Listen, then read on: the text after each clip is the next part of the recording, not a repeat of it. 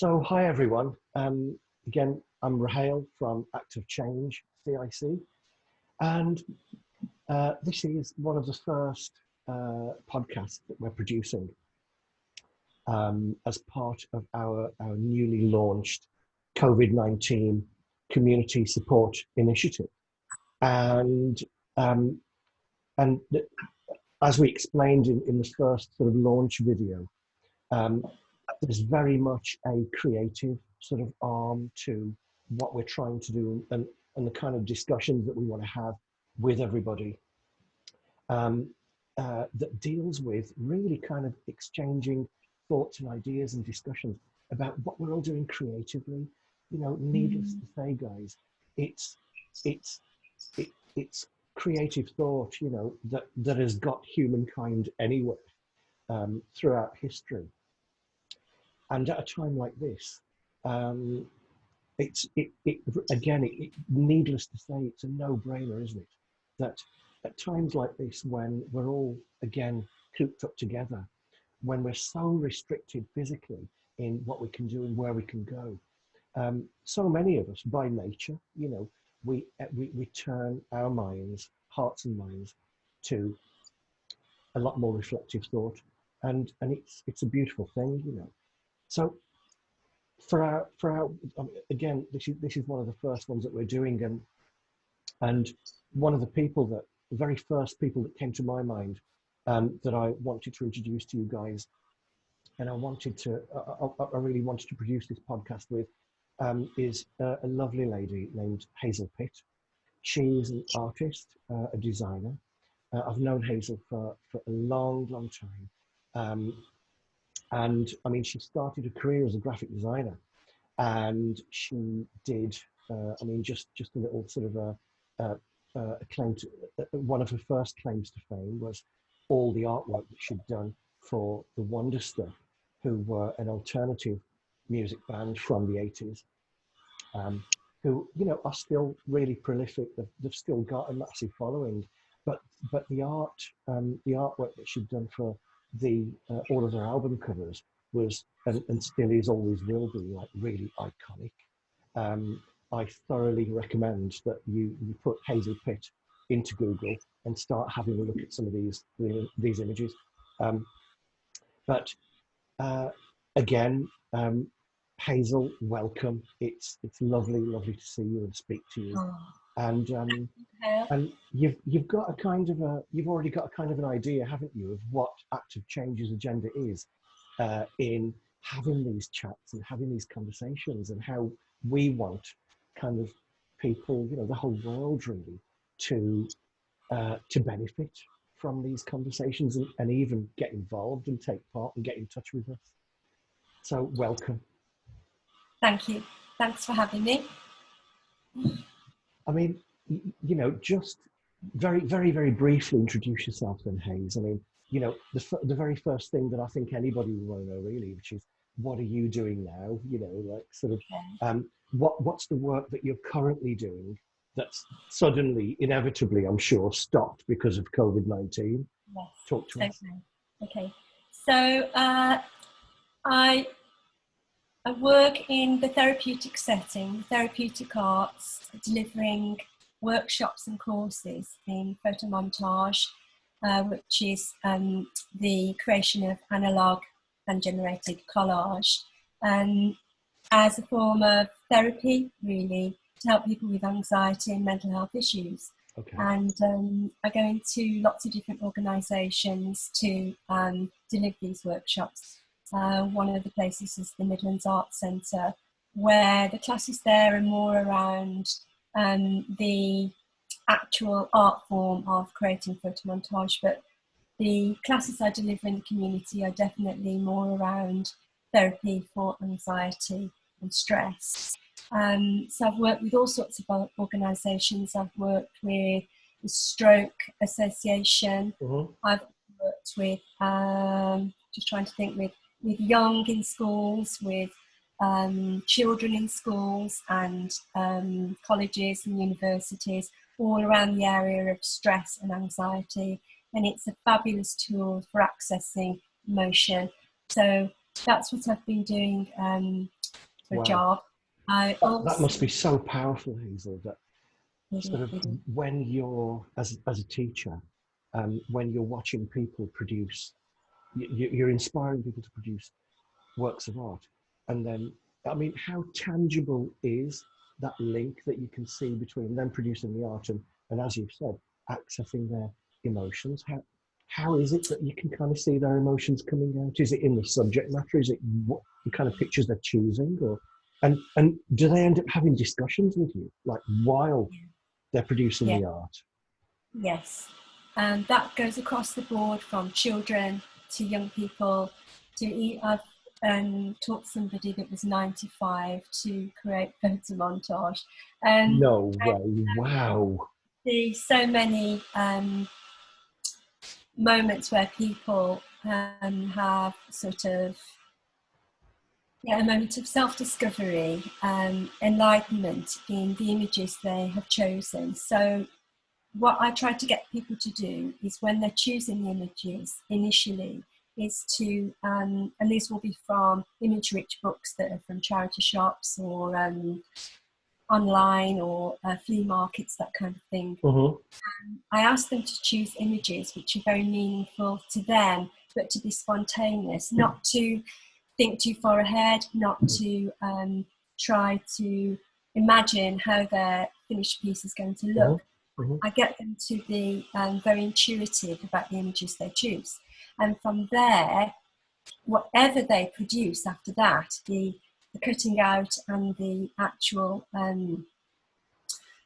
production, the creation of the image that they end up with is it's a revelation quite often to them. Sometimes not. Sometimes it can just be the therapeutic aspect of cutting images out and arranging them and losing yourself in that moment, becoming Mm-hmm. immersed in that moment. That can give the therapy. But more than not, when we have a group critique at the end of a session and we put all the work on the wall, the learners, if I like to call it participants, will often have a bit of an aha moment and end up cascading quite a lot about their own lives. And that to me tells me that they must feel in a safe setting in order to do that. They must feel safe. And I never only invite that, and I can kind of tell during a lesson who's going to be more susceptible, who's going to be more the type of person who will want to discuss their work really and what they've created and be open. But how open they are to talking about their own personal lives, their experiences, their emotions, their backgrounds, their past, clearly depends so much on how you engage with them and how you make them feel like they can open up. So from knowing you, I mean, it's that is your made to measure role, Hazel. I actually I can just imagine the whole atmosphere in there. And yes, well, it's fascinating, sort of a combination of your whole life leads to where you are at any point. Mm-hmm. And I think that because I had counselling training and I've worked in a pastoral sense with young learners in further and higher education, and all of that comes into the mix then when you are intuitively, the empathy comes in there, intuitively sort of responding to Yeah, somebody's thoughts and feelings, definitely. absolutely. Wow, that's amazing, Hazel. Really is. And look at that, just how powerful that is, the actual art and the emotional therapeutic effect of it is unbelievable. I mean, So, yeah. were you going to say one more thing? And go for it. Oh, well, I was just going to say that as compared to other aspects of art as well, such as painting and drawing, or, I know that you can have the therapeutic aspect of being immersed in anything creative, but photomontage just offers that extra level because of the images that you're choosing are so telling about you. They can't, you can't avoid that from happening What do you because mean? What do you you're mean? relating to. Um, Because well, I mean, go on. sorry, whatever I was just images. going to say, you know, if you're a painter, you produce an Yeah. image. If you're a Well, photomontage artist, a collage artist, then yeah. you also choose an image. But there's Maybe something you're seeing a difference in that. I'm interested I to am see. actually, yeah. I think that maybe because photographs, you've made me think there, Mm, because it's something I've always felt and maybe not put into words myself. But I think that without using actual photographs, because you're using a kind of an already graphic image, um, that taps into something deep within you and then helps you. It's like a vehicle for helping you to communicate your emotions to other people. And I know that a painting could do that, but it's just, it's really more visually, how can I say, powerful somehow mm. in I think, communicating. yeah. Do you think also, Hazel, that that spontaneity of it's instant, isn't it? You'll be flicking through a book or a magazine, Yeah. and something will immediately jump out to Mhm. at you. So there's something more immediate about And, seeing an and image and choosing an image. yes, and also you're using your subconscious mind quite Mm, often in mhm, choosing things, because I'll say to learners, don't think about the outcome, don't think about how you're going to lay things out or what's going to relate to what in an image. mm, Just choose, it might be colour, it might be texture, it might be a photograph of a person or an animal or whatever, a mm. mountain. But if it appeals to you on a very deep level instantly, then keep it, Take it. because your artwork will come together very easily after that. Mm, Mm.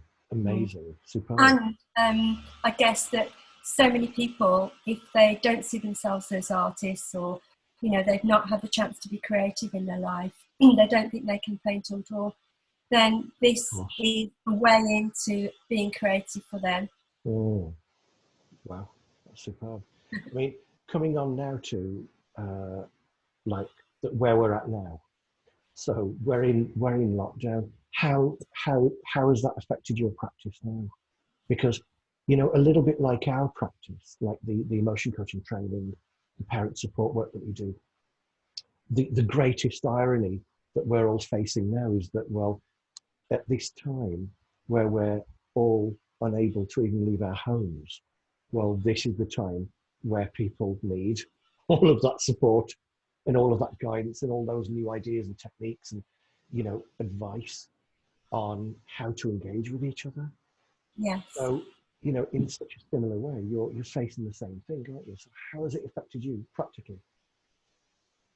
Um, the anxiety is there, I think, for everybody. Human beings hate not being in control of their immediate or far-reaching futures, and that's the virus is sort of making us all feel anxious, I think.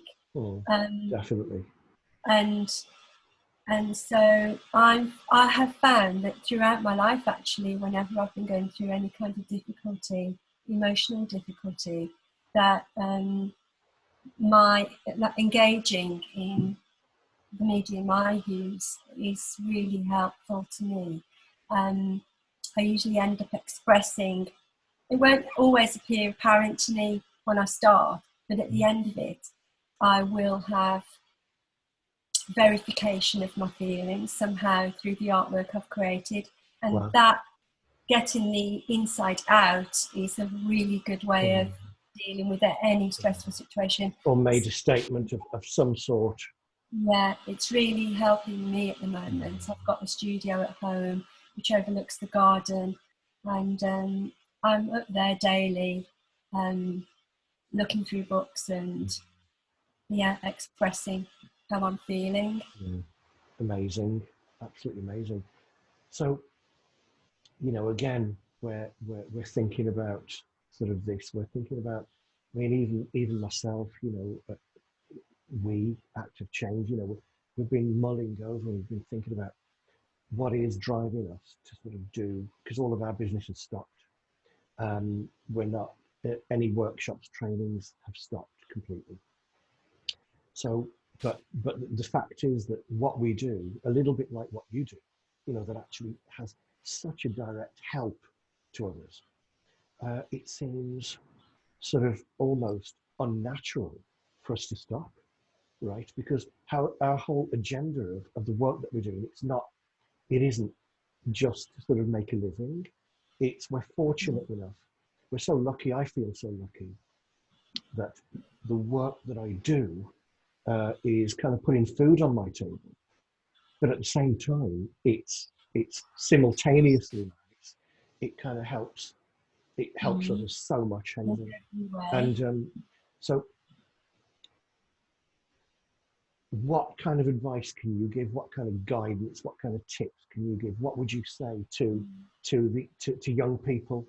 I mean, there are millions of young people. There are people that are older as well, that are sort of engaged in the creative arts, that that that dip into that quite often, you know.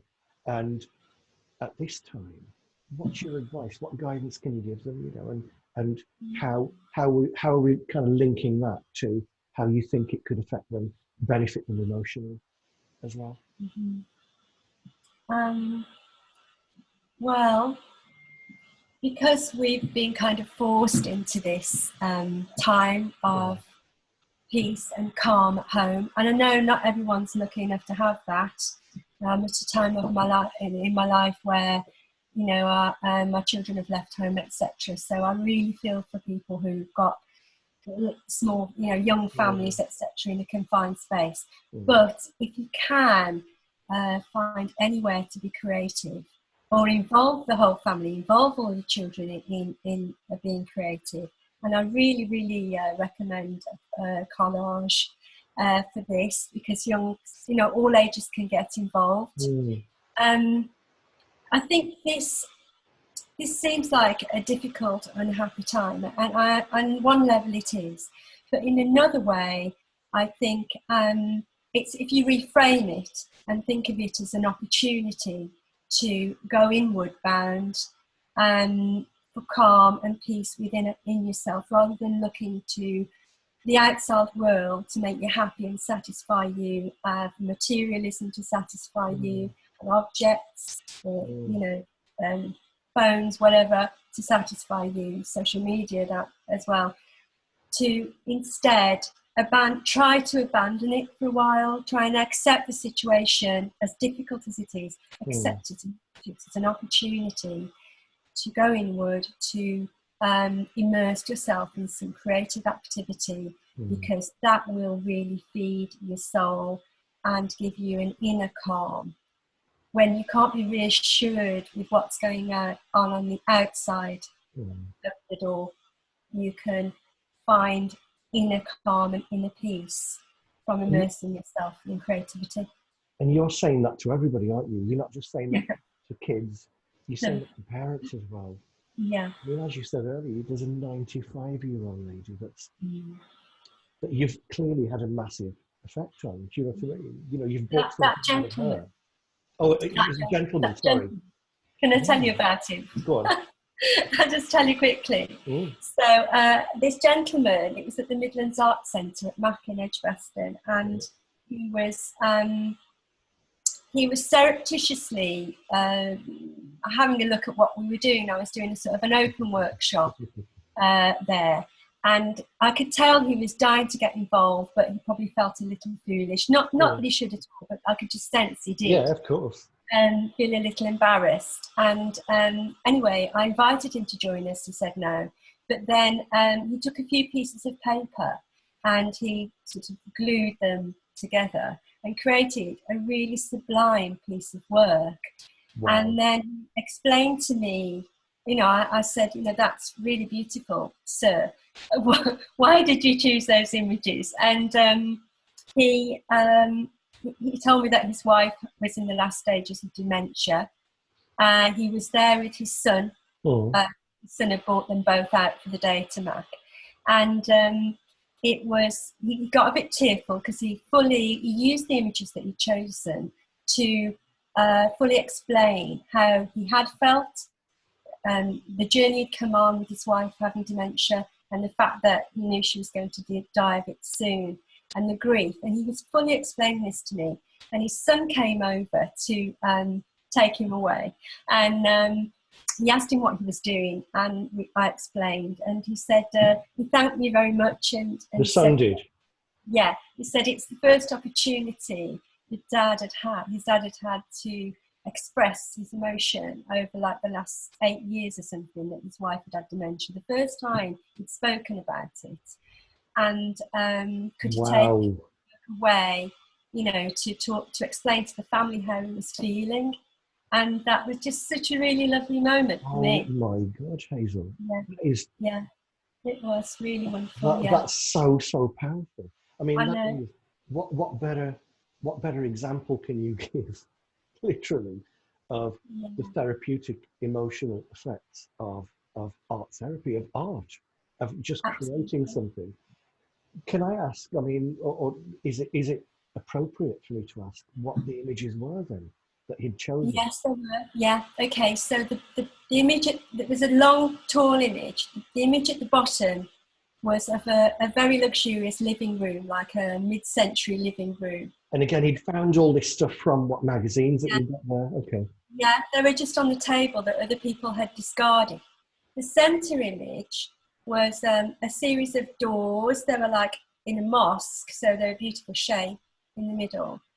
And the image above were of birds flying away, an equally beautiful image. So all the images were gorgeous in their own right, and then he put them together in a block. And he explained it as the base image was where he had been with his wife, safe, in an environment he understood, when she was well in his home. The second image was the doors, so he didn't know which door he was going to go through, the change, the confusion. And the one above, the birds were flying away, and that was the loss, that it had gone. Wow. And you know, you say that out loud, this gentleman. And I said to him, have you had a creative career? Because what you've made there is so beautiful. And he said, no, I haven't. I said, well, what was your job of work? And he said, I was an he was an engineer. I just can't remember. It was for aeroplanes, so what would that be? Wow.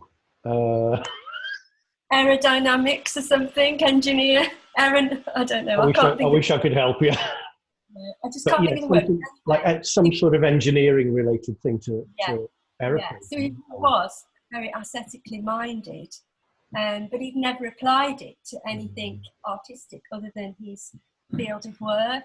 So it was just really fascinating to meet that man. Absolutely amazing. What an example. That'll certainly stay with me, that example will.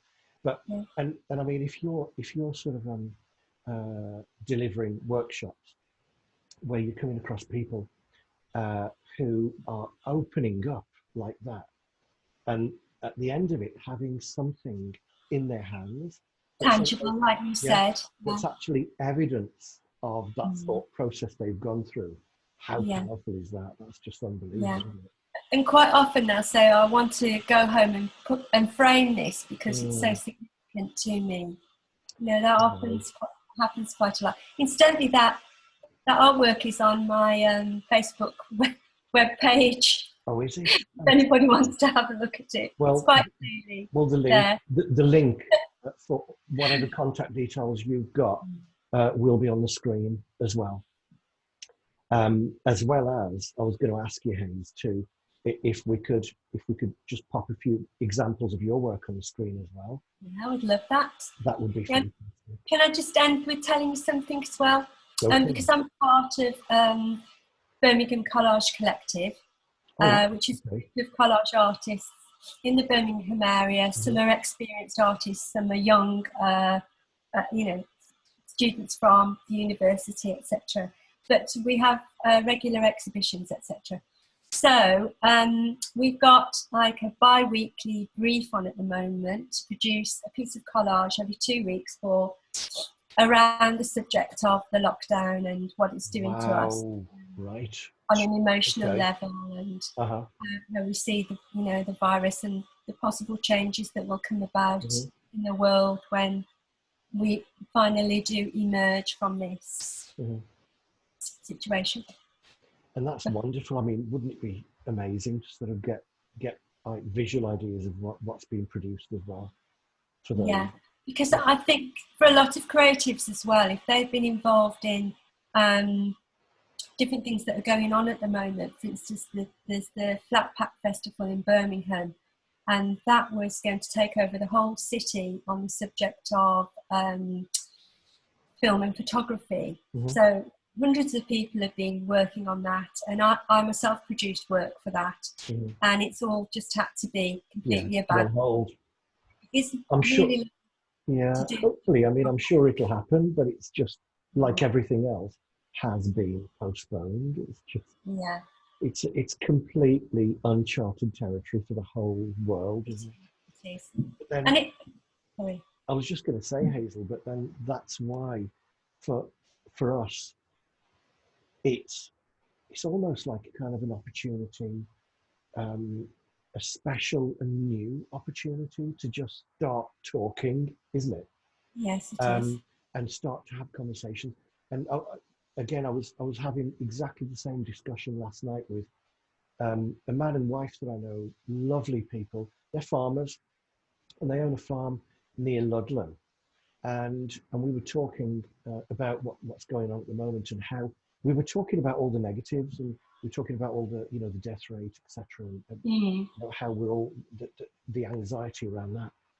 But then Ollie then said, look at the positives though. The fact that, okay, there are so many families that are thrown together, right? Not out of choice. They're thrown together.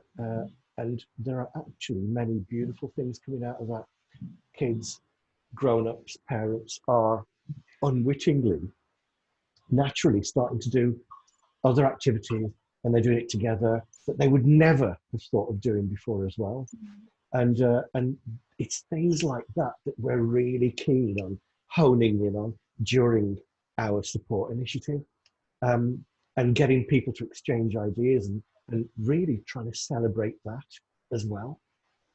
And I mean, cooking, you know what foodies we are, and the cooking side of it is another initiative. Yeah. So we're begging people to start sending vlogs in of the kind of stuff they're doing in kitchens. But again, on the creative side, coming back to that, it's something that we kind of almost have to do, because I mean, for artists, I think that, the message from any of us, because as my background is in art, and I still, when I can make time, I still produce work, um, and all that we can say to anyone and everyone, including their children, is just start trying to sort of make time for things creative and especially things that you can do together.